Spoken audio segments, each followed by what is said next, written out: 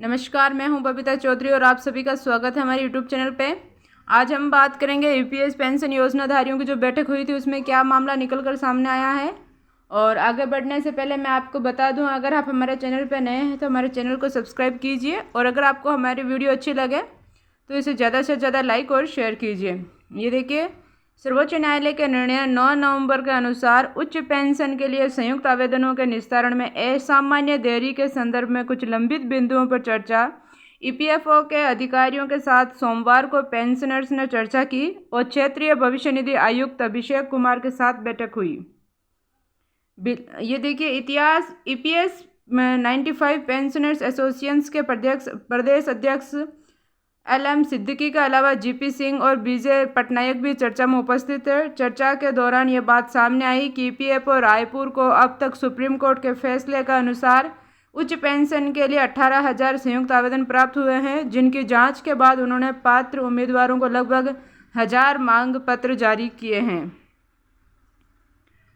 अगर इसे पैसे के हिसाब से समझाया जाए तो 1,000 मांग पत्रों के जरिए 96 करोड़ रुपए की मांग की गई है, जिसके मुकाबले बेहद हैरानी की बात यह है कि ईपीएफओ को केवल 64 लाख रुपए ही मिले हैं, यानी मुश्किल से 8 से 10 लोगों ने ही मांगी गई रकम भेजी है। पेंशनर्स ने कहा है, ऐसा प्रतीत होता है कि कर्मचारी पेंशनभोगी बड़ी दुविधा में है और आरपीएफ की मांग के अनुसार राशि भेजने को तैयार नहीं है। एक और कारण यह भी हो सकता है कि कुछ पेंशनभोगी उस पैसे की व्यवस्था करने में व्यस्त हो सकते हैं जो उन्होंने सेवानिवृत्ति के बाद अपनी आजीविका के लिए अन्य योजनाओं में पहले ही निवेश कर रखा है। नियमित कर्मचारियों ने सीपीएफ से अपने फंड को स्थानांतरित करने के लिए अपनी सहमति प्रस्तुत की होगी, लेकिन प्रतिक्रियात्मक देरी नियोक्ता की ओर से हो सकती है। अधिकांश लोग सोच सकते हैं कि एक बार जब उन्होंने पैसा जमा कर दिया तो यह हमेशा के लिए उनकी पहुंच से बाहर हो जाएगा। अच्छा, कुछ लोग इसलिए भी पैसा जमा नहीं करवा रहे हैं, उनको ये लग रहा है कि उन्होंने एक बार उसमें पैसा जमा कर दिया तो उनको वापस नहीं मिलेगा और उन्हें वापस नहीं मिलेगा क्योंकि आरओसी के प्रावधान ईपीएफओ द्वारा 25/9/2008 के पहले ही वापस ले लिए गए थे। उनकी मृत्यु के बाद भी धनराशि उनके परिवार के सदस्यों व कानून के उत्तराधिकारियों को वापस नहीं दी जाएगी।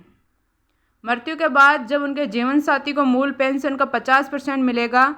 इसके अलावा कर्मचारी अपनी सेवानिवृत्ति पर सीपीएफ की अपनी मेहनत की कमाई की कम राशि भी साथ रखेंगे। संभवतः लाभ केवल उन्हीं को मिलेगा जिनका स्वास्थ्य अच्छा है और ईश्वर की कृपा से दीर्घायु होंगे।